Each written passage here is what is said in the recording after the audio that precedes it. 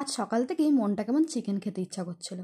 তো তাই জন্য বাজার থেকে চিকেন এনে ভালো করে ধুয়ে তার মধ্যে একটা ডিম আর 2 চামচ আদা রসুন বাটা দিলাম। তার সাথে দিয়ে দিলাম 2টো বড় বড় পেঁয়াজ কুচি আর লঙ্কা কুচি, একটু পরিমাণে নুন, আর তার মধ্যে দিয়ে দিলাম 2 চামচ ময়দা আর 2 চামচ বেসন।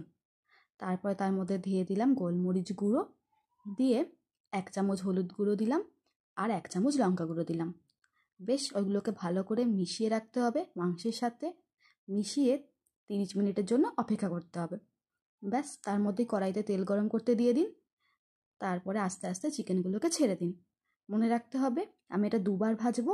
তো প্রথমে লো ফ্লেমে ভাজবো, হালকা করে যখন ভাজা ভাজা হয়ে যাবে চিকেনগুলোকে তুলে রাখতে হবে।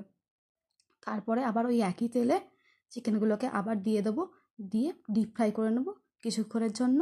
যেই দেখবেন চিকেনের রং পরিবর্তন হয়ে লাল লাল হয়ে এসছে, ব্যাস তেল থেকে তুলে নিন চিকেনগুলোকে। ব্যাস, এবার পরিবেশন করে ফেলুন চিকেন পকোড়া। গরম গরম সার্ভ করে দিন।